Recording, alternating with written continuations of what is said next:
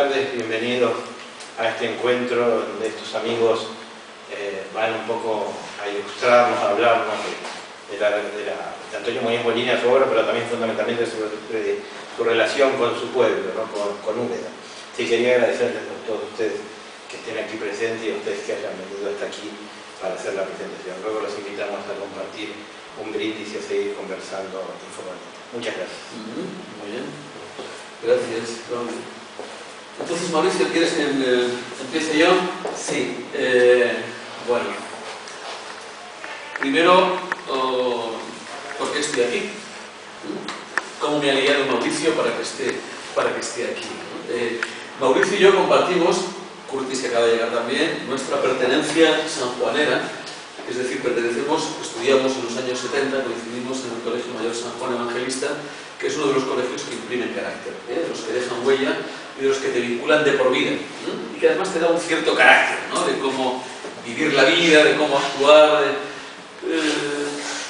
De ahí nos conocemos y nos hemos reencontrado después en varias vicisitudes que ha atravesado el colegio. La última está todavía pendiente, que es la amenaza de cierre de Unicaja, que es quien tiene la gestión desde hace 50 años, que parece que quiere abandonar el colegio, en fin, una amenaza de cierre. Bueno, nos hemos ido encontrando en sucesivas manifestaciones, movilizaciones por la defensa del colegio y por ese carácter que imprime el pertenecer al colegio.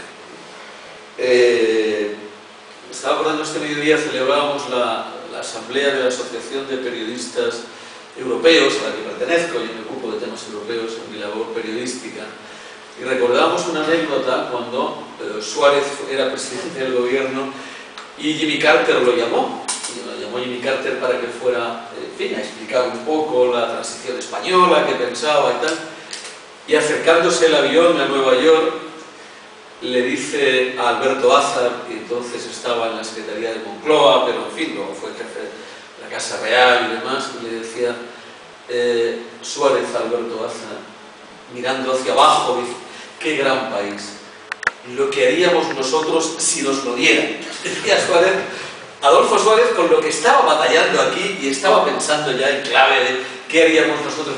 Mauricio es por el estilo, es decir, es un incombustible asaltando castillos permanentemente, irreductible en todo lo que se plantea, ¿no? De tal manera que él me comentó esto, y dada mi relación con Antonio, dije: oye, yo pues encantado contigo y por el Dioni, al fin del mundo, ¿verdad, Mauricio? Entonces, me estaba acordando también, ayer mismo, antes de ayer, un seminario que teníamos en Toledo sobre, que organiza la Asociación de Periodistas Europeos, sobre ciberseguridad. Estaba el secretario de Estado para la seguridad, y de pronto le dije: oye, me acordé, justo ahora se cumplen 40 años de 1974, de la Revolución de los Claveles, por supuesto, en Portugal, pero también de uno de los últimos asesinados del franquismo, que era Salvador Puig Antich. Era un anarquista que junto a un polaco, dijeron, luego parece que era alemán, le dieron garrote vil en estos meses del año 74. Entonces aproveché que estaba el secretario de Estado, y ¿cómo me gustaría que me dierais la ficha que me hicisteis que me hizo la policía entonces, porque me detuvieron en las manifestaciones que siguieron a la condena a muerte de Salvador Puig Antich, sobre el que después se hizo una película explicando el proceso, que fue absolutamente irregular, como todo en aquellos años. Me detuvieron, y ¿cuál no sería mi sorpresa cuando, es verdad que aquellas jornadas, 2 días de manifestaciones que hubo, pasamos por la Dirección General de Seguridad, nos tenían 3 días, 4 días, pasamos como 600 estudiantes. ¿Cuál no sería mi sorpresa cuando luego, leyendo el jinete polaco, me encuentro con que Antonio Muñoz Molina había sido detenido exactamente en el mismo lugar que yo, pero lógicamente no nos conocíamos, ¿no? De tal manera que los dos veníamos de Jaén, de Úbeda, yo de Arjona, los dos de familia humilde, campesinos, con las mismas vivencias, esos madrugones que relata por ahí, con las heladas, yendo a recoger aceituna, donde no se puede coger la aceituna porque es puro hielo, había que calentar piedras en las candelas, ¿verdad?, para calentar los dedos y que pudieran moverlos después. En fin, ahí relata Antonio esa detención, pues eso, recién llegados del pueblo con 2 o 3 meses. Fue un año en que el curso empezó en enero, no en octubre, porque el ministro de turno, se llamaba Julio Martínez, creo recordar, dijo que lo práctico era hacer el curso de enero a diciembre y no romper con 3 meses el verano, de tal manera que no hicimos nada durante el primer trimestre y el curso empezó en enero. Por tanto, estábamos recién llegados y en el mes de marzo, manifestaciones contra el garrote vil a Puig-Antich. Salimos de la facultad, ves, observas, miras, la gente corre, tú corres. ¿Dónde corre la gente? Por detrás de la facultad de farmacia, allí corres y allí vas en busca de una puerta que está cerrada, te das con un muro, giras la cabeza, 50 60 estudiantes aquí, 50 en otro sitio, y solo ves a 50 60 tipos armados con cascos, con las porras en las manos, vestidos de gris, que vienen a por ti. Es una imagen realmente impactante, ¿no? Entonces, pues lógicamente nos detienen, nos hacen un pasillo hasta el autobús y nos dan de palos hasta en el filo de la boca. Esto era... Y además con conciencia de clase, porque yo recuerdo, luego tuve tiempo después de comentarlo con Antonio, te insultaban diciéndote señorita. Digo, yo me imagino la cara de Antonio o la mía, procediendo de la familia que procedíamos y tal. Digo, es increíble, o sea, nos han aleccionado muy bien, nos pegan porque somos hijos de papá, pero claro, nos pegaron bien, nos tuvieron como 3 días en la DGS y tal. Es curioso cómo funciona lo del paisanaje. Hubo gente a la que le pegaron y hubo gente a la que no tocaron. Por ejemplo, simple y llanamente, yo soy de Arjona, Antonio de Úbeda, no nos conocíamos, ya digo que ahí coincidimos, pero visto años después y comentado años después. Hay un comisario de policía que es de Porcuna, que está a 14 kilómetros de Arjona, y cuando ve mi carné de identidad dice, este me lo pido yo. Y el tipo fue absolutamente escrupuloso. Lo que hace el paisanaje, ¿no? Era el paisano de tal. El tipo, hasta el punto de algo que podía ocurrir, que era que cuando tú hacías la declaración y la pasaban en la máquina, te decían firma. Si no estabas metido en nada todavía, lo normal es que firmaras al final del folio. Con lo cual dejabas un espacio en blanco que ellos aprovechaban para poner lo contrario de lo que hubieras dicho. No, había insultado a la policía y era una prueba de cargo. Porque era tu propia declaración, de tal forma que el tipo, el paisano de Porcuna, me dice, firma a continuación del punto, para evitar que ellos pudieran añadir después algo. Bueno, es una anécdota que es un primer encuentro luego descubierto. Digo con Antonio porque ocurrió tal, luego descubrimos que efectivamente era así, ¿no? Cuando nos conocimos años después ya pudimos rememorar las andanzas de esa detención. Antonio viene a estudiar a Madrid, yo también, él estaba contigo, me estaba contando la pensión de San Bernardino, Plaza de España, y yo, como acabo de contar, estaba con Mauricio y con Curtis en el San Juan Evangelista, en el Colegio Mayor San Juan Evangelista. Montamos ese primer año, yo recuerdo que montamos en la facultad reuniones de andaluces. Era un poco hervidero, eran los años en los que, imaginad, años 73, 74, realmente 74 porque el curso empezó en enero, montamos reuniones de andaluces pues para hablar de la situación de Andalucía, de cómo estaba la tierra, la novena provincia que se decía entonces, 8 allí y la novena que éramos los inmigrantes aquí en Madrid o en Barcelona. Bueno, ahí existían unos 30, 40 personas, algunos de los cuales he visto después, y uno de ellos, Antonio, que por alguna reunión pasó, pues para hablar simplemente de la tierra y qué podíamos hacer aquí, desde aquí, por la tierra, por Andalucía. Por alguna pasó, también tuvimos tiempo de recuperarlo después, porque en aquel momento, son 30, 40 personas, a los que ves en una reunión, en 2 reuniones, tampoco nos acerca mucho más, ¿no? Antonio hace primero, no sé si tal, y decide volver a Granada, donde estudió Historia, y periodismo, pues ahí simplemente lo abandona, ¿no?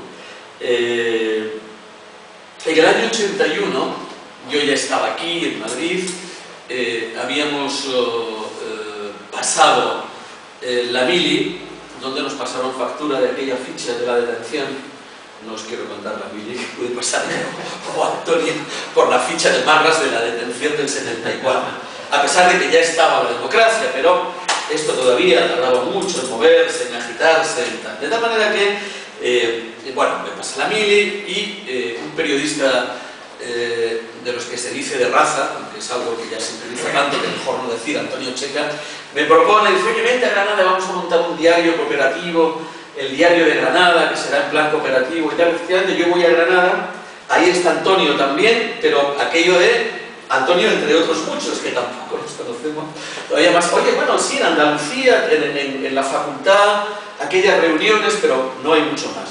Se monta la cooperativa, yo me lo pienso al final y dije, oye, una cooperativa siempre se ha arriesgado. Yo en Madrid me habían ofrecido ya algunas cosas, de tal manera que no me animé a irme a Granada. Antonio sí se metió en el periódico, escribió sus primeros artículos allí en el diario de Granada, luego en Ideal, pero también hubo ahí un contacto. Y, como decía, todo el descubrimiento de esto y desde luego de la detención es cuando cae en mis manos, le dan el Planeta y cae en mis manos el Jinete Polaco y empiezas a leer y dices, este soy yo. Es que eran las mismas vivencias, un pueblo de Jaén, agrícola, el padre campesino, la vida, las referencias que tienes, hasta el bar donde íbamos a escuchar música, en Úbeda, yo en Arjona, los discos de un duro, 2 canciones, hasta Jim Morrison, Jinetes en la tormenta, era la canción más escuchada en casa Dani en Arjona, no recuerdo el bar donde iba Antonio en Úbeda, pero que cuenta perfectamente, tú a lo mejor te acordarás, que cuenta perfectamente. Ves un poco y dices, jolín, vivencias comunes, las mismas emociones, las mismas referencias, las mismas dudas, las mismas incertidumbres. Te ves ahí y dices, este hombre y yo tenemos algo en común, sin duda, sin duda. Bien, luego seguimos avanzando. Yo después entro en Radio Televisión Española y en el año 85, 86, 87 empiezo a hacer el magazine de las mañanas en Radio Cadena. Radio Cadena, estaba Radio Cadena Española, Radio Nacional, Televisión, me fui moviendo de una sociedad a otra. Esos 3 años yo hago el magazine de las mañanas que se llamaba Mira la Radio, y en el equipo está una compañera que se llama Elvira Lindo. Estaba en el equipo, y Elvira en Radio Cadena, porque luego cuando se resumen o se sintetizan las biografías, pues empezó con Manolito Gafotas en Radio Nacional. En realidad era Radio Cadena, que luego se fusionó con Radio Nacional, pero originariamente era Radio Cadena. Elvira hacía ahí Manolito Gafotas, y su gran personaje, además, con la gracia, el personaje de barrio comprometido, tal. Elvira me propone en un momento dado, oye, pues podría hacer un espacio de entrevistas. Era un magazine de 4 horas, de 8 de la mañana, de 5 horas, de 8 a 1. Podía hacer un espacio de entrevistas en profundidad, bien trabajadas, con apoyos testimoniales, musicales, etc. Y es de aquí que en el año 86, 87, una de las entrevistas que me propone dice, oye, hay un escritor que está destacando.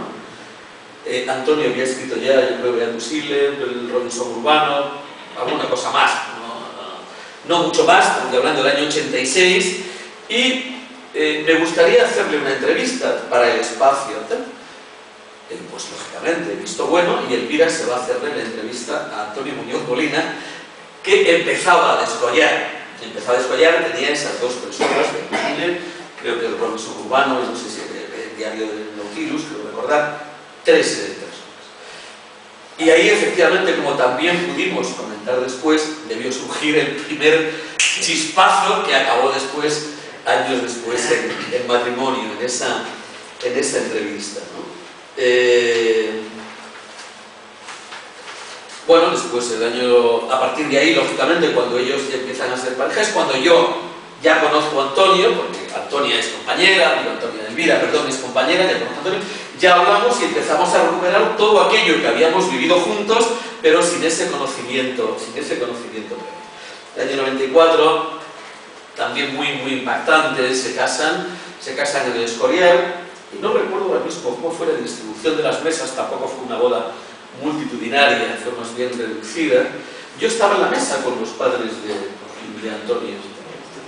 Claro, y entonces recuerdo la conversación con los dos, pues eso, hablando de la vida, la dura vida del campesino en Andalucía, de todo lo que nos unía, evidentemente, porque para mí es como si hubieran sido mis padres, porque Antonio y yo, por ejemplo, nacimos en el año 56, los dos, o sea que es de la misma edad, más todo el paralelismo que estoy comentando, ¿no? Entonces, fue un encuentro también muy emotivo el que vivimos ahí con sus padres, ¿no? Luego, pues, vino, bueno, más obras donde yo leía con avidez y donde efectivamente cada vez veías espacios en los que dices, me siento reflejado, son vivencias parecidas.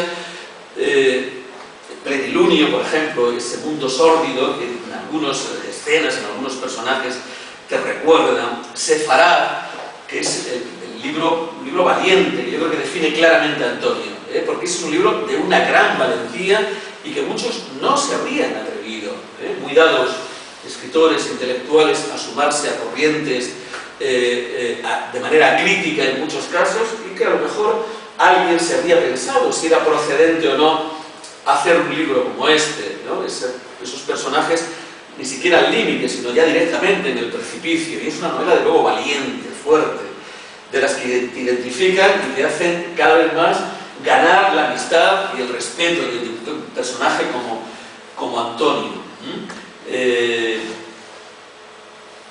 Los valores, el valor de los derechos humanos, el valor de la democracia. Luego recuerdo, en el año 2005, yo estaba en Televisión Española entonces haciendo un programa de información sobre Europa, que empezamos en el año 2002, era Europa 2002, 2003, bueno, para divulgar los temas europeos, acercarnos a la ciudadanía, y siempre hubo un tema ahí pendiente, que era el compromiso de los intelectuales con la idea de Europa, si existía ese compromiso, porque jamás, ni para bien ni para mal, y siempre estaban un poco al margen de esto. De tal manera que el Día de Europa yo quería hacer una entrevista en profundidad sobre esto, y llamé a Antonio.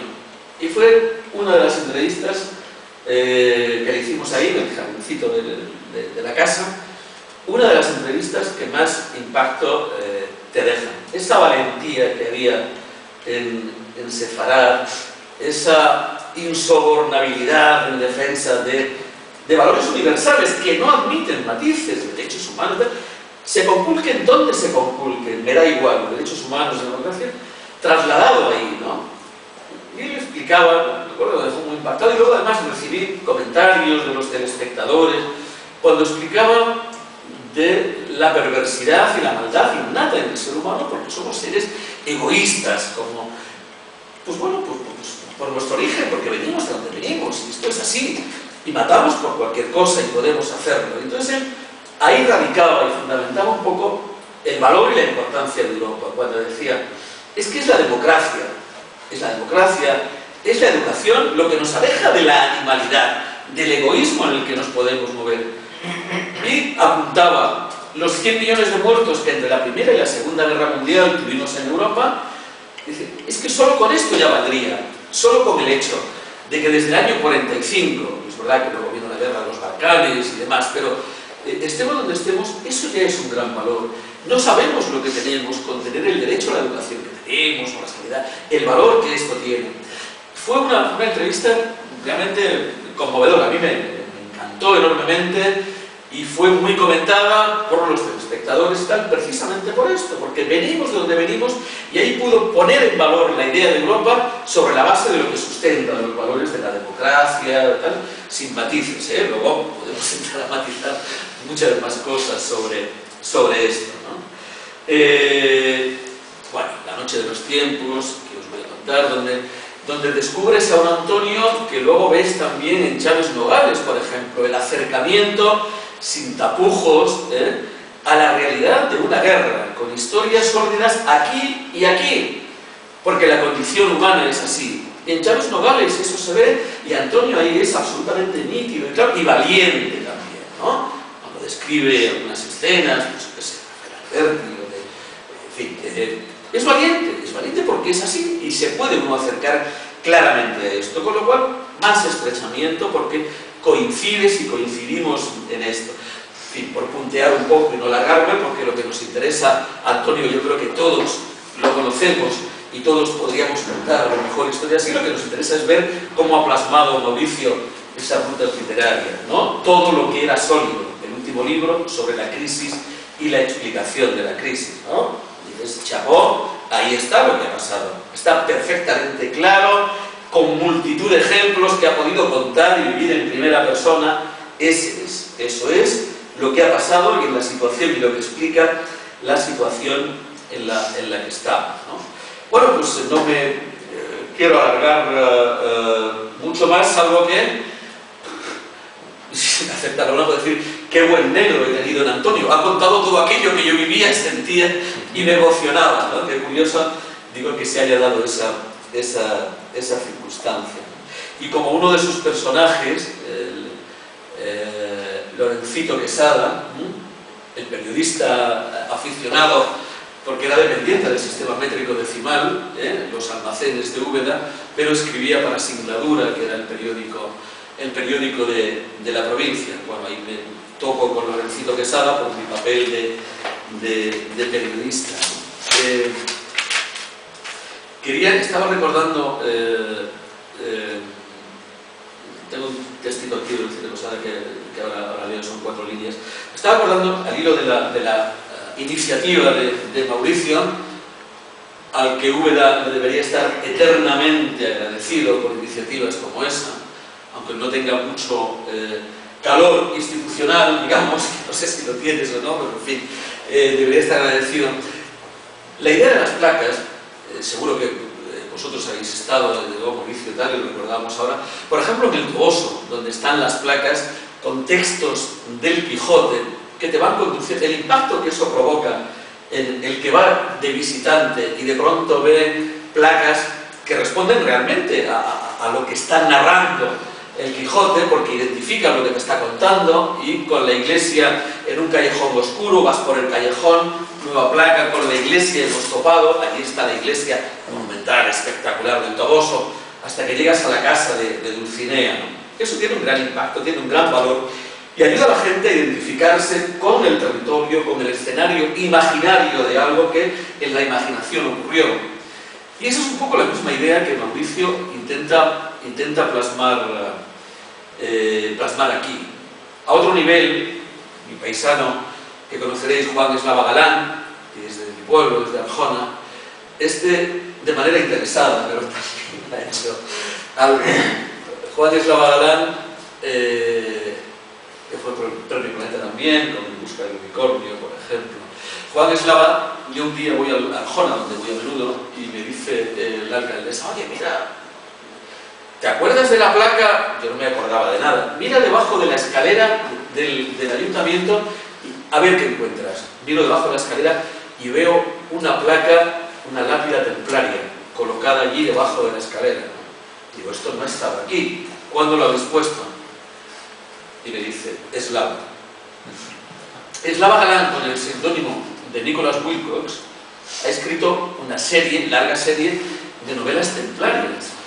En una de ellas, La lápida templaria, es toda la novela buscando una lápida templaria con carácter mágico tal, y esa lápida aparece al final de la novela debajo de la escalera del ayuntamiento de Arjona.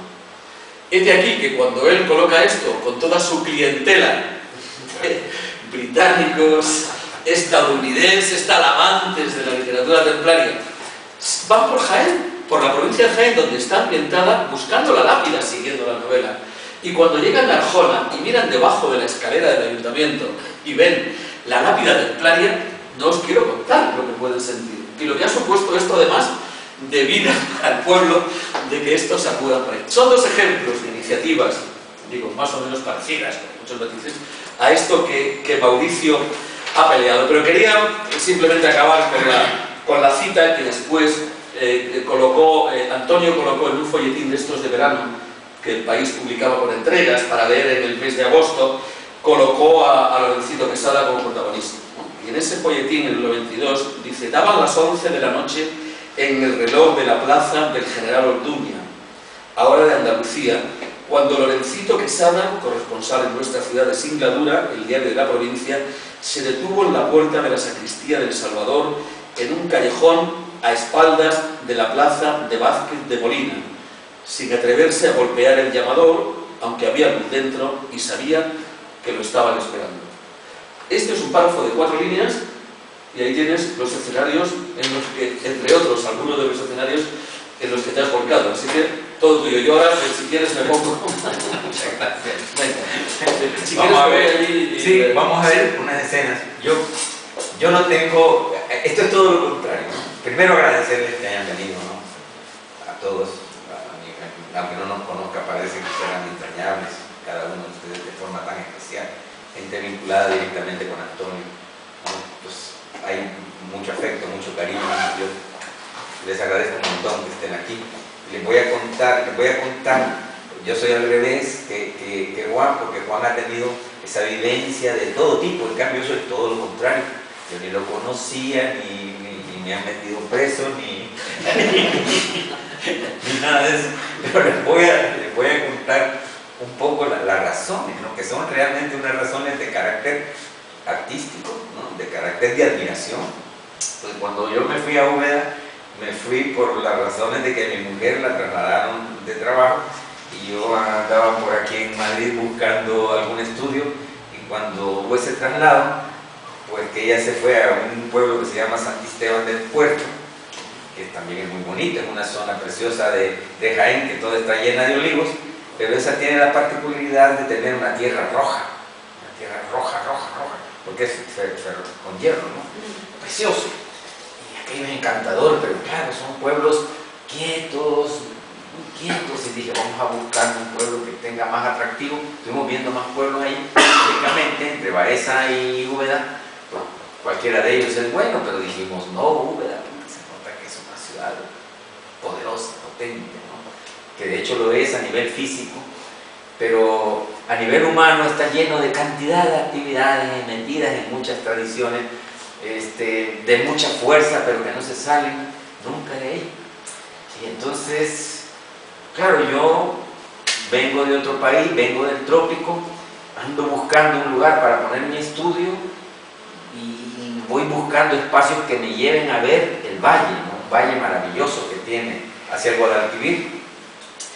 Y allí me enfrasco hasta que descubro que no hay lugares ahí para montar mi estudio, pero encuentro una casa en la plaza de San Lorenzo de Úbeda, que era una plaza preciosa porque tenía todavía el carácter medieval, con una arquitectura de casas populares y 2 edificios monumentales, uno que es la Casa de las Torres y otro que es la iglesia de San Lorenzo, construcciones del siglo XVI, ¿no? Precioso, con un empedrado tradicional, o sea, unos árboles, y todo eso está descrito en el jinete polaco. Entonces allí estando yo en mi taller, en un rinconcito precioso, y le pongo el nombre a mi taller de Ollarcandal. Entonces por eso este proyecto yo le llamo de Ollarcandal al jinete polaco. Entonces vamos a ver ahora unas fotos, pero nos vamos a meter porque la literatura de El Salvador, de Centroamérica pues se habla mucho pues de gente fantástica como Rubén Darío, como Miguel Ángel Asturias, Ernesto Cardenal, pero luego hay en esto lo que yo trato es de que el que escribe o el que pinta parte de una realidad, no de un espacio primeramente físico. Eso es lo que primero conmueve. Aparte de todos los aspectos sociales, familiares, históricos, lo que hay es un paisaje. Entonces uno encuentra unos espacios, vamos a pasarlo. Sí. Unos espacios, y en esto Antonio es increíble cómo él describe el espacio físico, después su entorno familiar y luego la ubicación histórica. Esta es la plaza de San Lorenzo. Esto estaba lleno había una hiedra y ahora se está restaurando la iglesia. Antonio va a ir el próximo domingo a Úbeda a dar una conferencia donde va a hablar sobre la tradición oral en el barrio y lo que le influyó la tradición oral en su obra. Entonces, a él le contaban muchas cosas los vecinos, pero particularmente le contaban más cosas a su abuelo. Su abuelo lo impresionó muchísimo, y ahí hay historias y leyendas, ¿no? Está todo el espacio de San Lorenzo, del barrio, vamos a seguir viendo. Antonio describe en El jinete polaco particularmente, cuando él está en Estados Unidos, y dice que viaja como venir desde el aire, ¿no? Y ver desde lejos su paisaje, ver desde lejos el pueblo, ver desde lejos las luces, meterse en su casa, dice, y ver a toda su familia, dice, a los vivos y a los muertos. Entonces es emocionante toda esa literatura. Esta es la zona donde él inventó el libro de Beatus Ills, que este libro lo publicó gracias a ese descubrimiento que hizo Pere Gimferrer, porque Antonio habla, dice, que se puede tener talento, pero también hay que tener un poco de suerte. Y Antonio reconoce y agradece que Pere Gimferrer lo haya cogido de Granada y haya dicho, mira, con el Beatus Ills, que se publicó en Barcelona, pues ya él difundió, ¿no?, lo importante que era como escritor, pero después fue el jinete polaco y el premio Planeta. Este es el paisaje de Úbeda, es de Sierra Mágina, del cual él toma el nombre para ubicar a la ciudad de Úbeda como Mágina, que es la sierra, el nombre de la sierra. Vamos a seguir viendo. Estos son rincones de la ciudad. Esta es la iglesia de Santo Domingo, muy cerca donde él vive. Este es Santo Domingo también, Santo Domingo. Estas son zonas aledañas a donde él vive. Por aquí pasaba él de niño a la huerta de su padre, porque fue fiel siempre a lo que ordenaba su familia, al campo. Y yo tengo que reconocer que gracias a su padre conocí a Antonio, porque fue su padre quien le dijo, tienes que conocer a Mauricio. Porque Antonio llega y él va en silencio y casi tímido, observando con mucho cuidado las cosas. Ese es el paisaje de Úbeda. Y su padre le dijo, tienes que conocer a Mauricio. Gracias a su padre yo conocí a Antonio. Me metió con calzador. Ahí está todo lo que es la zona de los miradores. La zona de los miradores. Todo eso está relatado en sus libros, principalmente en El jinete polaco. Vamos a ver todos los paisajes rápidamente. San Lorenzo. Estos son los personajes que Antonio retrata. Muchas de estas personas, porque él habla de que en el barrio él reconocía cuando tocaban las aldabas en las puertas y sabía cuándo podía ser tal o cual vecino por la manera de tocar la puerta.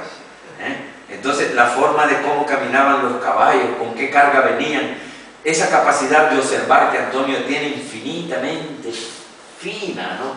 Entonces, vamos a seguir. Estos son los cultivos, esta es la zona del barrio, esta es la parte también aledaña a todo lo que es su entorno de su casa, ¿no?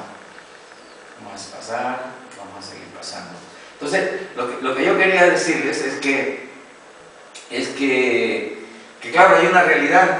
Entonces, yo como Yoacandal, a quien nos conmovió cuando nosotros éramos estudiantes de arte, era a un grupo de artistas. Este es el barrio de San Lorenzo. Vamos a seguirlo pasando. Sí, vamos a terminar, porque estos son paisajes de lo que es todo lo que es el espectáculo maravilloso, que además Antonio, su casa, él vivía en la parte más alta. En la plaza pareciera que allí no se ve el valle, pero como él vivía en la parte más alta de su casa, desde su ventana veía el valle. Y entonces, desde ahí él soñaba que detrás del valle lo que tenía que haber era un puerto, donde él algún día tenía que tomar un barco para viajar a las partes más remotas del mundo, ¿no? Él lo soñaba porque él lo veía desde arriba, desde su habitación. Esto ya es la otra etapa, pero antes les quiero contar, vamos a encender la luz. Sí. Esto estamos leyendo cuando se colocaron las placas de cartón, pero ahora les quiero contar algo, ya que este es un templo de la literatura, ¿no? Yo me quiero aprovechar de eso para contarles algo de Salarruey. ¿Ustedes conocían a Salarruey? Yo le contaba a Claudio que cuando era veinteañero, recién llegado a España, coincidí en la calle con Jorge Luis Borges. Sí, tuve ese honor. Él andaba con María Kodama buscando viajar a Galicia. Yo vine de estudiante y lo saludé y él aprovechó para contarme de que quería ir a Galicia, ¿no? Y estábamos en un escaparate donde era una agencia de viajes. Me invitó a tomar un café y hablando de la literatura del Salvador, pues claro, yo le mencioné a Salarrué y entonces, pues él no conocía a Salarrué. Entonces el ambiente de aquella época, pues muchos escritores, había uno que se llamaba Hugo Lindo, que estuvo en Chile y que él sí recordaba a Hugo Lindo, que fue embajador después aquí en España. Desconocía, ¿no? Y después en una conferencia que fui a escuchar al Círculo de Bellas Artes, me encontré con la charla de Carlos Fuentes. Era sobre la literatura latinoamericana, pero nunca mencionan a Salarrué. Entonces yo le pregunté con mucho respeto, le dije, bueno, ¿y por qué no mencionan? Y claramente son importantes los nombres de toda América Latina, pero a Salarrué nunca lo mencionan. Entonces Juan Rulfo sí ha escrito alguna vez algo sobre Salarrué. En aquella época, esta gente pues nació con el siglo,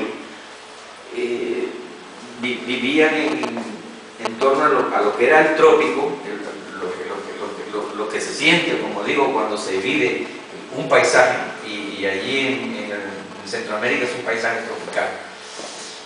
Pero lo más importante es la manera de cómo se dicen las cosas. En El Salvador hablamos castellano, pero no hablamos como dice la gramática. Hablamos un poco como los argentinos, de que el enredo de la comunicación es de otra manera. Y entonces el lenguaje, conocemos la gramática, sabemos cómo se escribe, pero cuando hablamos lo hacemos de otra forma. Entonces yo les voy a leer cositas cortas para que gocen también el sentido, ¿no? Salarrué escribió un libro que se llama Allá por el Nahuatl. El Nahuatl es Zipatl, del Zipatl, Zipitillo, y entonces al niño se le llama Zipote, al niño, que es Chilpayate en México, Chilpayate, Zipote. En Nicaragua le llaman Chigüino. Entonces él dice, alguna vez escribiré cuentos para niños, tipo Anderson, ¿no? Pero estos son cuentos de niños, pero no, es la cuerda, es la jerga del niño que yo he querido tomar y es lo que yo quiero trasladar, pero para que lo gocen los mayores, o sea que no es cuento para niños. Y entonces él ya les voy a contar por lo menos uno que lo voy a buscar porque muchos, pero les voy a contar uno que sé que les va a gustar mucho. Es la jerga, es el diálogo de lo que es un niño hablando con otro niño y un mayor escuchándolo, que es él, y que relata. Dice, les voy a contar el cuento, fíjense los nombres: el cuento de soplar y de doler con un cura, con un hoyo y con un ojo; el cuento de cambio el clima fregado. Bueno, voy a contar el cuento del diablito que lo tenían preso en la iglesia y que le tejieron la cabeza.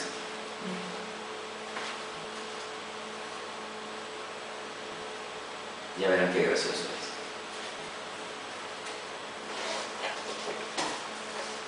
Yo me voy a extraer. Lo que no entiendan, ustedes se lo inventan. Pues sí, es que un diablito lo tenían en una iglesia amarrado en la pata de un altar y estaba bien triste, expurgándose o echadito mirando nada.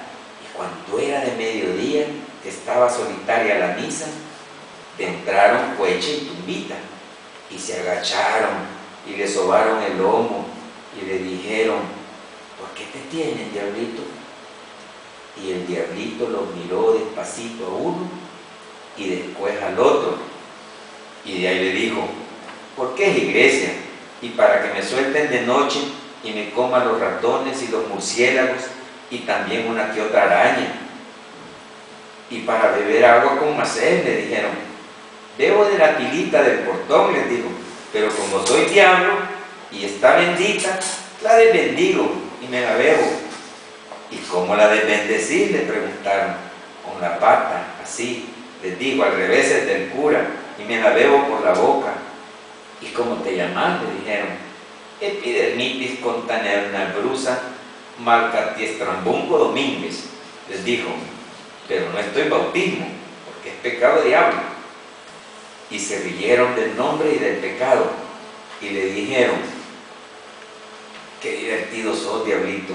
Sí, les dijo, y mi papá era más que yo, pero lo castigaron porque se hizo bueno, y lo pararon de santo en un altarón de vidrio, y le pusieron candelas prendidas alrededor para que no se fuera a salir.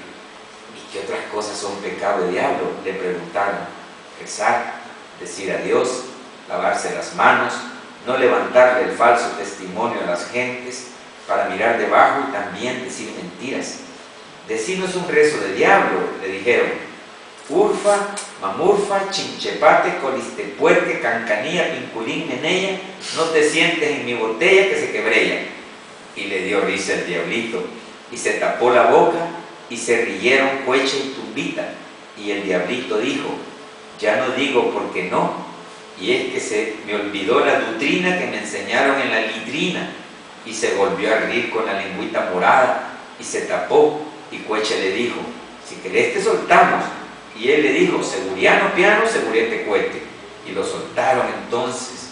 Salió a la estampida por el campanario, arrastrando la cadena, y se subió al tejado, y de ahí se bajó al patio por un caño, pero como era bien alto y no se persinó en diablo, se zafó una teja, y le cayó al pobre en la mera chirimbamba, entre los dos cachitos, y hizo quick, y estiró la pata, y encogió la cola, porque cuando lo pepenaron ya estaba morido. Que el diablo lo tenga en su gloria. Y se acabuche. Tengo una serie de montones de cuentos donde todos terminan en se acabuche. Y lo que es ese lenguaje que él quiso abstraer de lo que es la conversación de un niño. Luego tiene cuentos costumbristas que ya no tienen nada que ver con esto, y que allí él ya describe una realidad social. Eso pertenece a un libro que se llama Cuentos de Barro. Luego tiene también relaciones de carácter filosófico. Luego tiene un libro que es por el cual yo tomé el nombre de Villarcandá, que eso es una recreación absoluta de la palabra, donde introduce al que lo lee a una elaboración propia de lo que es sentir algo que él solamente estimula. Pero antes les quiero leer algo de los cuentos de Barro, que es un cuento corto también, que él allí tiene ya siempre una palabra que está originada en el hombre, en el campesino, ¿no? Pero narra ya tiene un carácter su descripción tiene ya un sentido poético. 277. Estos libros 270. Fíjense ustedes cómo él nunca dejó que nadie le presentara los libros. Él siempre presentó sus libros y lo hacía a su manera. Entonces, esto se llama La Tranquera, que es la introducción a este libro que se llama Cuentos de Barro. Y lo bajo es un pueblo artesano donde hacen piezas de barro pequeñitas, minuciosas, y son unas piezas que recrean las costumbres o los oficios, y están hechas en miniatura de una manera perfecta, pero rústicamente. Dice, como el alfarero de Hilo Vasco modela sus muñecos de barro, sus viejos de cabeza temblona, sus jarritos, sus molenderas, sus gallos de pitillo, sus chivos patas de clavo, sus indios cacasteros y en fin, sus batidores punzudos, así con las manos untadas de realismo, con toscas manotadas y uno que otro sobón rítmico, he modelado mis cuentos de barro. Después de la hornada, los más rebeldes salieron con pedazos un tanto crudos. Uno que otro se descantilló. Este salió medio rajado y aquel boleado de al tiro. 2 o 3 se hicieron chingastes. Chingastes se han roto. Entonces hay palabras que son preciosas, ¿no? Se hicieron chingastes. O sea, cuando se rompe un cristal, se ha hecho chingaste. Cuando se rompe algo de barro, se ha hecho chingastes. Una palabra sonora, muy bonita. Dice, ¿qué saben estos cuentos? Dice, como estos cacharros, ¿qué saben el rojizo tinte de la tierra quemada de lacas y barnices? Y el palito rallador, ¿qué sabe de las habilidades del buril? Pero del barro del alma están hechos, y donde se sacó el material, un hoyito queda, que los inviernos interiores han llenado de melancolía. Un vacío queda allí donde arrancamos para dar, y ese vacío sangra satisfacción y buena voluntad. Allí va esta hornada de cuenteretes, medio crudos por falta de leña. El sol se encargará de irlos tostando. Este corto se llama La Botija. Les va a gustar. José Pachaca era un cuerpo tirado en un cuero. Las descripciones que hace. José Pachaca era un cuerpo tirado en un cuero. El cuero era un cuero tirado en un rancho. El rancho era un rancho tirado en una ladera. Petrona Pulunto era la nana de aquella boca. Hijo, abrí los ojos. Ya hasta la color de que los tenés se me olvidó. José Pachaca pujaba y a lo mucho encogía la pata.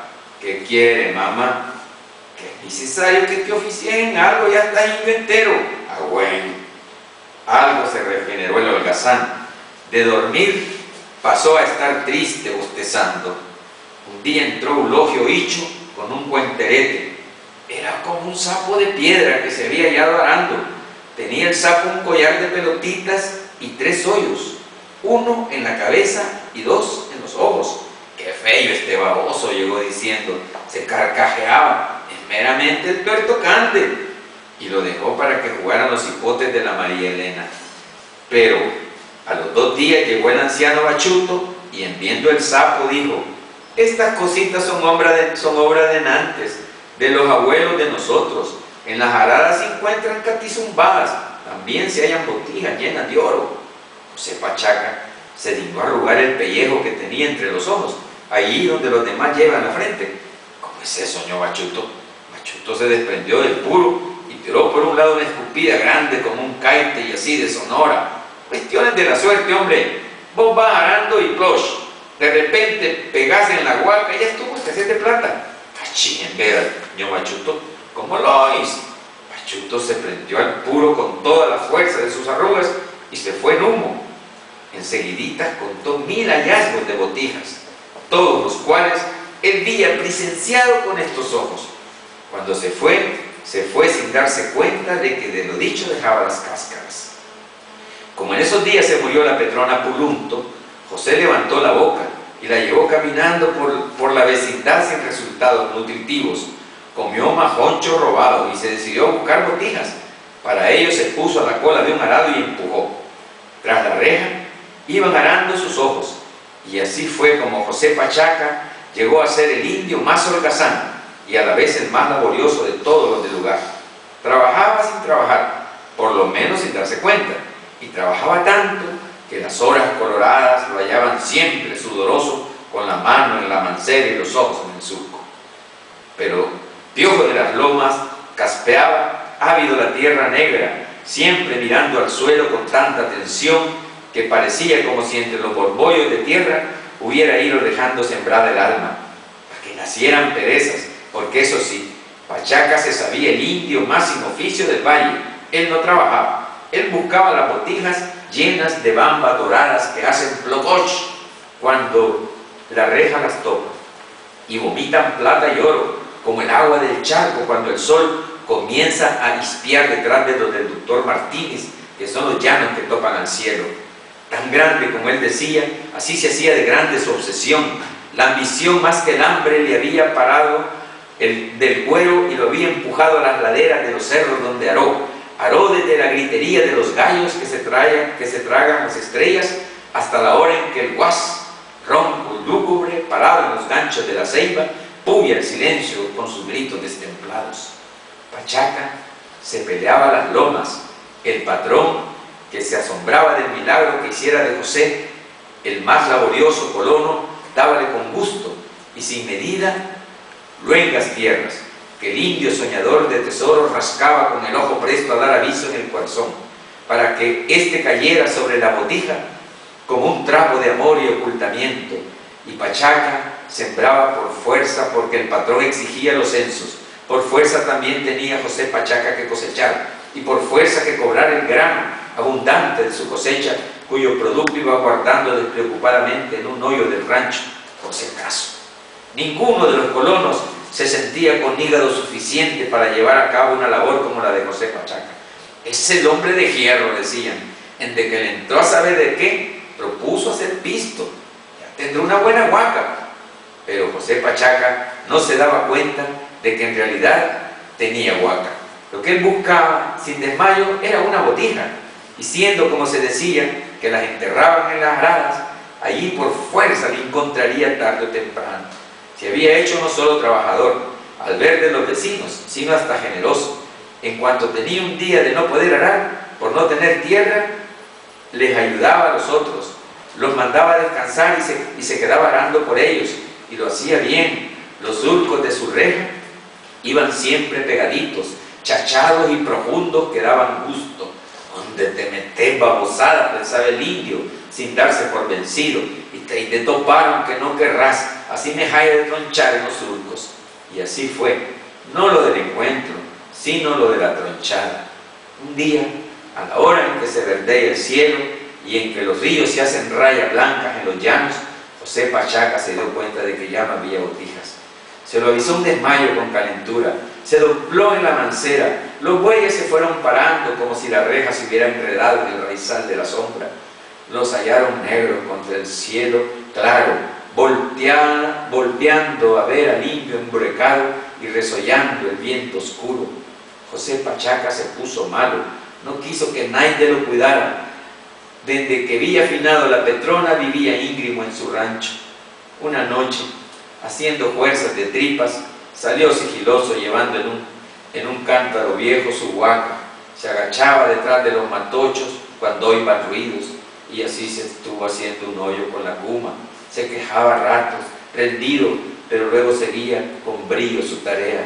Metió en el hoyo el cántaro, lo tapó bien tapado, borró todo el rastro de la tierra removida, y alzando sus brazos de bejuco hasta las estrellas, dejó ir liadas en un suspiro estas palabras: vaya, para que no se diga que ya no hay huacas, que ya no hay botijas en las aradas. Un cuento corto, pero muy sugerente de las imágenes, de lo que es el paisaje, de lo que es el carácter de la gente. Luego él escribió Yarcandá, que ese es un libro de sueños, y es por lo que muchos en El Salvador nos hemos influido, ¿no? En esa época, yo estuve en Irlanda y vi una exposición que le hicieron a un escritor que se llama Butler Yeats, que en esa época, que es de la misma época de Salarrué, todos tenían como un acercamiento a lo teosófico, a lo esotérico. Entonces, pintores, escritores en El Salvador paseaban por los campos y hablaban con esta sintonía. Y ellos revelaban pues ese sentimiento, ¿no? Salarrué cuando escribió Yarkandal, introdujo pues una literatura que es pura fantasía, y entonces es una cosa también breve, porque no lo quiero cansar, pero lo que sí quiero es que conozcan por lo menos algo de su palabra, porque él hablaba de que en lo que hay que creer es en lo increíble, ¿no? O sea, que en lo absurdo hay que creer. Y entonces nos introducía en los terrenos de lo que es la belleza, no solamente escuchada, ¿no? La música, el aroma, la forma, lo que está pintado. Entonces hay una recreación hacia el sentido de lo que es la emoción. Y entonces aquí hay muchos aspectos, pero una cosa es lo que es la palabra Oyarkandal, dice. Entonces él lo recuerda como la recreación de un mundo también. O sea, él con este libro, él dice que es heredero de gente que escapó a la catástrofe de lo que era la Atlántida. Y entonces él dice que es el heredero de esa gente, ¿no? En donde lo que se admiraba era la belleza, o sea, la música, la palabra. Y allí él, todas estas historias, dice, son unas historias que son verdaderos, pero para los que no son soñadores, decía, esto es farsa. Entonces, claro, cuando Antonio Muñoz Molina inventa una ciudad, ¿no? Que un poco verdad y un poco mentira, pero que allí hay unos valores históricos. En cambio, en Oyarkandal no hay nada de histórico. Es puramente ensoñación. Este cuento se llama La pompa de espuma, 182. La pompa de espuma.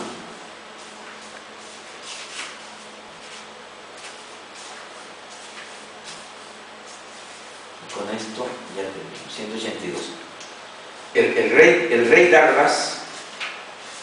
El rey Darbas tenía una hija de 15 primaveras llamada Din Din. Era locuela, juguetona, ojillos, boquilla maniquieta, entre risas lloraba, entre llantos reía, y su inquietud era tanta que parecía manejada por el viento. Saga, que es otra de las cosas tremendas de Salarrué. El nombre de Salarrué quiere decir Salvador Salazar Arrué. Entonces al revés es Euralas Saga Tara. El narrador de este libro él lo denominó Saga, que es el mismo. Saga cortó el hilo de su narración e hizo observar: ¿habéis notado que doy preferencias a los cuentos que hablan de princesas y de reyes? ¿Por qué será? Cayó un momento reflexionando y ya casi se ensimismaba cuando volvió presto y prosiguió. Din Din estaba sentada en su ventana ojival, entretenida en hacer una pompa de espuma con un carrizo de dulciamara, cuando el rey padre, que paseaba por el jardín, la vio y, oculto tras una rama de sauce, púsose a observarla sonreído de amor. En la caña de dulciamara acababa de surgir una burbuja que fue creciendo al soplo apasionado hasta convertirse en un globo sutil cuya frágil contextura parecía girar al pronto vertiginosamente, aquietando a ratos y cambiando el color de sus ríos envolventes desde el oro muerto hasta el añul imposible, que llegaba ya a predominar entre derrames verdines y rosanacarados que casi alcanzaban el tornadizo surú divino. El rey, que nunca había visto una cosa semejante, quedó maravillado, y la risa de sus labios cambióse en mueca de asombro tan profundo que cuando aquella pompa de espuma, arrancada por la brisa de la mañana, subió en el espacio toda herida de sol, podría haberse dicho que su alma de magnánimo rey era la que volaba en su jardín. Din Din, al ver alejarse la pompa irisada, rompió en aplausos y expansiosa corrió al jardín por las escalinatas para coger su pompa. El rey detúvola saliendo de su escondite y díjole: ¿cómo ha sucedido eso? ¿Qué es? ¿Y quién te ha enseñado cosa tan sutil? Din Din respondió entre asustada y gozosa: no sé, jugaba yo con mi caña de dultiamara en la ventana y soplaba con ella el polen de las flores de Usardí, cuando de pronto he aquí que una espuma de la mar se prende en ella y cuando soplo crece y se llena, oh Padre de colores, y se ve en la brisa del jardín. Voy a buscarla porque sé que es un presente de los dioses y debe de estar por allí hecha cristal. El rey y su hija fueron corriendo por los céspedes y entre las flores que bordeaban las sendas, pero no pudieron encontrar la pompa irisada y desconsolado el padre. Din Din llorosa regresaron al palacio y fueron a contarlo a la reina Nanira. Oyóle la reina con claro asombro en la faz y repuso: por ventura, ¿hay alguna cosa maravillosa que no esté en la sala negra del palacio? ¿Hay algo que pueda compararse al diamante fulabora de 3 colores y 3 luces? A ese magnífico baripsolito que cambia de color 7 veces en el día y que de noche parece a la estrella Mit, a esa flor que se llama Gotardi y que en el aire es como una corona de oro y entre el agua como un puñal de plata, a esa superfina copa que han labrara y que sabe endulzar el vino cuando está uno triste y amargarlo cuando está uno alegre. Por ventura, es algo tan maravilloso como ese polvo de Sadmamna, que al quemarse en el brasero produce el humo rosa que tú sabes y que tomando forma de mujeres torturadas danza por el aire sin música pero con perfume, y en fin, como la diadema de Calificindia que vuelve rubias las cabelleras más negras, y como estas 2 sortijas gemelas de Atrax que ponen mis manos más transparentes. Esposa mía, dijo Darbas, es el milagro de Din Din, una casa tan sutil y perfecta como una verdad. Posee la transparencia del ensueño, la facilidad de las almas, el color de lo imposible y la línea de lo deseable. Din Din dijo: yo quiero esa cosa. Nadie, sin embargo, logró encontrar la pompa, y mientras el tiempo corría, Din Din se ponía enferma y decía: yo quiero esa cosa. Los sabios más grandes del reino fueron requeridos por Darbas y muchas cabezas pesadas de sapiencia se inclinaron durante todas las noches del tiempo por el secreto de la pompa, pues Darbas había prometido su reino por salvar a Din Din. Por fin un día el sabio Ramel dio en él, mientras preparaba una infusión de flores de Usardí, había soplado en una caña el jugo y había logrado lo que curaría a la princesa. Anciano ya, no obstante, la ambición llenaba su pecho y por ella había perseverado hasta encontrar lo maravilloso. Fuese pues al instante a palacio y pidió curar a la princesa. Las pompas de espuma abundaban en la caña de Ramel y volaban bellas en el espacio sobre la alegría de Din Din, pero oh desilusión, a ser alcanzadas por sus manos se esfumaban como una cosa imposible y Din Din volvió a enfermar, causando así la desesperación del sabio cínico Ramel. Tornó el rey a hacer la promesa de su reino a quien lograra conservar entre las manos de su hija la pompa milagrosa, y ya desesperaba cuando se presentó un pastor y poeta llamado Goula, quien quería curar a la princesa. En la gran sala real, ante la joven, mirando a Goula por entre lágrimas de esperanza, se verificó la prueba. La propia reina sopló en la caña y pronto, como sostenida por débiles hilos de ansiedad, flotó en el aire esplendorosa, vacilando entre las tendidas manos de Din Din. Entonces Goula sacó de su cinto su flauta de pastor y empezó a tañerla con una dulzura que confortaba los corazones y diluía los temores. La pompa tomaba los colores más francos y la princesa con ella entre las manos sonreía, jugaba y curaba. «Has colmado tu capricho», dijo el rey a su hija. «¿Estás contenta, Din Din?» «Sí, y quiero que vuele y se pierda en los cielos». El joven dejó de tocar en su flauta y la pompa, entre un silencio sonreído y suspirado, salió por la ojiva y se perdió de vista. El rey besó a su hija, en cuyas mejillas parecía amanecer la salud, y dijo con tristeza a Goula: «Puedes reinar a gusto». Y el pastor le contestó: «¿Acaso quieres que reine un pastor? Advierte, oh rey, que es la tuya misión sagrada, que un rey no se pertenece ahora mismo por satisfacer un capricho de tu hija. Has puesto a tu pueblo en el peligro de caer bajo la garra de un tirano. Un reino es como una pompa de espuma, cuya esplendor se mantiene por el encanto de una flauta. Cuida de que en tu corazón no cese el canto de amor y de justicia. Este es Abraham. Ahora vamos a ver ya las fotos de las placas que se colocaron, que yo les voy a dar. Tengo aquí las colecciones y les voy a dar donde está el mapa, y aquí están las placas que se han reproducido. Cuando termine el acto ya repartiré, como recuerdo, que puede servir para separar libros, las placas que tienen los nombres que corresponden a algunos a la realidad, pero otros son inventados, y entonces yo me he tenido que inventar los lugares. Por ejemplo, del periódico Singladura, de la consulta del doctor Mercurio, y otros son lugares que han existido, como el del Bar Martos, como el Bar Monterrey, y otros tantos que están aquí reproducidos. Así que vamos a ver ya solamente ahí se leyeron cosas son las placas de cartón, pero que ahora ya se están sustituyendo por las de cerámica. Y ayer mismo se colocó la del General Orduña, ya de cerámica. La plaza de San Lorenzo. Ahí está Antonio con nuestro amigo Francisco Tejada, que está aquí presente. Este es frente a mi taller con Elvira Lindo y vecinos del barrio, ¿no? Esta es la pancarta que se colocó cuando le entregaron el premio Príncipe de Asturias.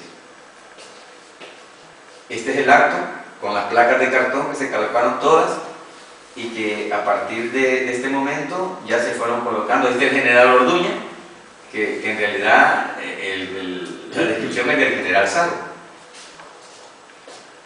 Ahí están los amigos, ahí es la placa que se colocó y que ayer se hizo ya de cerámica definitiva. Están los alumnos de Bernardo frente al General Saro, que los profesores colaboraron para preparar los textos.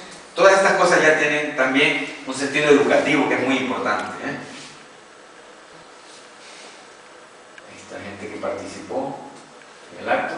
Ahí está Lorencito Quesada, ese es el periódico Singladura. Este es un hombre que siempre quiere que la gente se le reconozca como Lorencito Quesada, y es por tradición, a nivel popular le llaman Lorencito Quesada, ¿no? Pero realmente es un personaje inventado, ¿no? ¿Y en qué lugar colocaste la placa de Singladura? ¿Dónde la colocaste? En la calle Mesones, que está allí un periódico local. Además existe de verdad el periódico local. Yo lo utilicé como referencia, pedí permiso y dijeron que sí, que aceptaban, y esta placa todavía sigue siendo esa, la de cartón. Ahora, cuando se despegan, hasta que no tengamos dinero, sigo colocando las de cartón, las cambio y las reemplazo, ¿no? Porque algunas se deterioran por la lluvia. Yo sabes que a Lorencito Quesada me lo imaginé siempre así, ¿eh? O sea que deberíais reconocerlo. Pues sí, sí está reconocido. Sí, pero no, Antonio no. Ahí está el Bar Martos. ¿Dónde estaba el Bar Martos? Y ahí están leyendo también referencias a lo del Bar Martos. Ese es el Hotel Consuelo, que es donde estaba el Galás, el comandante Galás, o sea, el padre de Nadia, ¿no? Ahí se esperaba, que ahora ya no es. Ese es el Instituto San Juan de la Cruz, donde de verdad estudió Antonio. Porque hay dos clases de placas, las biográficas, que son de verdad, y las otras de máquina. Ahí es donde él nació de verdad. Ahí nació de verdad. Y ahí se hizo también la colocación de su placa. Pero ahora ya está de cerámica. Esa ya está de verdad. Esta es de cartón, porque fue en el acto aquel, ¿no? Ahí es donde nació de verdad, y es donde está el cuarto de la viga. Y ese es el acto que se hizo ese día. Se leyeron cosas siempre. Este es un escritor que es el que más documentado está sobre Antonio. Y es el que hace ya giras también literarias, y él explica muy bien porque él también es escritor. Están todas las... Ahí está, él hablando. Es un hombre que conoce muy bien. Este es donde vivió Fuenterrizas, que es una zona que está ya cercana a lo que es el valle, ¿no? Ahí es donde jugaba Antonio de niño. Este es el tío de Antonio, de la derecha, que está en la calle Chirinos, donde también él vivió. Este es un dibujo que está inventado, que es el que yo quiero utilizar cuando haga otras publicaciones. Este lo pintó mi hijo cuando tenía 9 años. Y yo lo ha visto la gente y dice, ¿esto es Úbeda? No, esto no es Úbeda. Y además fue una casualidad. Y es un garabato, es un dibujo muy bonito. Estos son partes del libro, son partes del dibujo.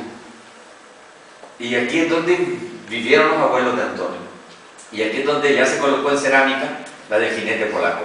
Ese es de cartón, pero ya se colocó. Entonces, el anagrama dice máquina, para diferenciarlas de las oficiales, que son las urbanas reales, ¿no? Ahí están colocándose las placas de cartón. Ahí está el bar Martos, que está abandonado. Es la Zafa donde estudió, que ya está de cerámica también.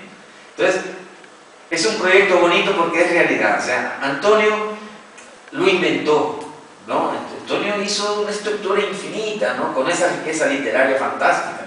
Pero luego había que meterse con la realidad. Y en eso yo reconozco que, apoyado por un grupo de gentes detrás mía, porque asalté prácticamente la ciudad ese día colocando placas, porque a nivel municipal en Úbeda no son sensibles a estas cosas, y entonces cada vez que he propuesto un proyecto artístico siempre me lo han anulado. Y yo, con el premio de Antonio, me hubiera dado pena si esto no se realiza. Así que no pedí permiso al ayuntamiento. Coloqué directamente las placas y era tanta la resonancia y el valor, porque había además mucho público, que el ayuntamiento no se opuso. O sea que esto también ha sido importante, que la gente cobijara todo esto. Ahí se están colocando ya las definitivas, ¿eh? Esa es la señora que vive en la casa donde él vivió cuando era niño. Se están colocando. Esa es la calle Fuente Risas, Fuente de las Risas, ¿eh? Y ahí se están colocando las placas. Entonces es precioso. Es el mercado donde vendía su padre. La Puerta de Granada. Estos son trozos de la Puerta de Granada. Todo lo describe Antonio, pero eso ya ustedes lo conocen bien, porque este es el general Orduña, que él decía siempre viendo al sur. Ahí está el general Orduña, con balazos que le dieron cuando fue la guerra, porque él fue antes de la guerra, él vivió en la época de la República, pero este es el momento. Y esas son todo esto está descrito en sus libros, donde él estudiaba, el instituto, todo esto está descrito perfectamente en sus libros. El Hotel Consuelo, que ahora ya no es hotel, esa es la zona donde él caminaba, Manuel caminaba, buscando a una novia que no le hacía caso, entonces iba al bar. Y luego encontró a Nadia, que era la que andaba detrás de él, pero que no se había dado cuenta. Son casas de... Ahí está el métrico. El sistema métrico decimal. Me cambió al sistema métrico decimal. Sí. Ahí es donde trabajaba Lorencito Quesada. Ahí le pagaban, en la asignatura trabajaba gratis. Sí, ahí está. También en los misterios de Madrid lo mencionan. Es muy gracioso todo lo que cuenta, sí.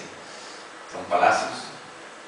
O sea que es fantástico. La verdad es que Úbeda tiene una suerte enorme, ¿no? Que toda ella sea el escenario, pero luego los ayuntamientos descuidan lo estético. En zonas a veces muy precisas ponen ese tipo de información que es inútil porque es una cosa fea,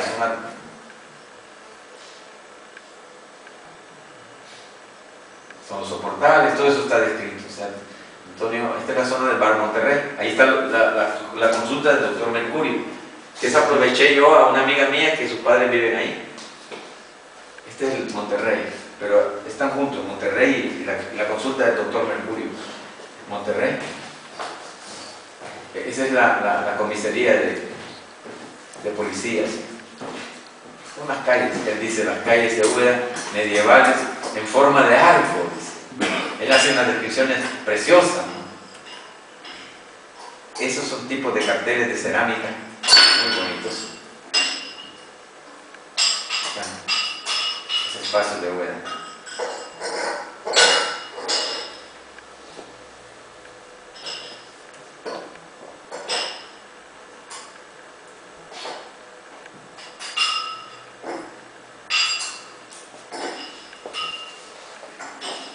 Calle del Sol y de la Luna. Esta es la calle del Pozo, al final a la izquierda está su casa. Esto es donde mataron a la niña en lo del Beatus Six, en lo del Plenilunio. Sí, ahí está el parque del Plenilunio. Y esta es la zona de cuando ahí jugaba Antonio. Ahí debajo está Fuenterrizas. Todo ha cambiado, ¿no? Toda es la zona, era un terraplén directo desde la calle, se llegaba ahí, los niños revolcándose en la tierra, caían directamente a esa zona. Y donde ya después lo que habían eran olivares. Esa es la calle Fuenterrizas. Y aquí para abajo es donde hemos visto las anteriores fotos. La calle Fuenterrizas. Hacían una verbena en honor a esa virgen. El Altozano, allí enfrente había una bodega donde él iba a comprar vino y había un tío de él, y él cuenta, ¿no?, que iba ahí. Él llevaba el dinero preciso para que no le llenaran el tarro, pero se lo llenaban porque era un tío de él y le decía, ya llévalo lleno, y él decía, es que yo no quiero eso, decía Antonio, pero allí es donde estaba la bodega. Fronteriza, aquí había verbenas, todo eso está descrito en sus libros. Esos son los muros laterales del Hospital de Santiago, que son una belleza arquitectónica fantástica, ¿no? Y el paisaje otra vez. Recodos. El centro donde está lo de Lorencito Quesada.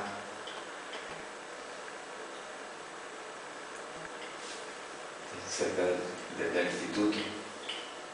Esas son las zonas que comentan y ahora están así, ¿no? Ha cambiado, o sea, eran casas bajas, había zonas donde no había nada, ¿no? El urbanismo pues se ha hecho muy mal, ¿no?, el moderno, ¿no? Este era otra discoteca que él menciona también.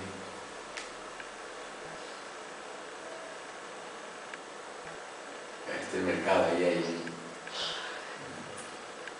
El mercado sigue igual. Este era el puesto del padre, pero ahora es una venta de pescado. Ya los hortelanos están en otro lado. Ya está, terminado.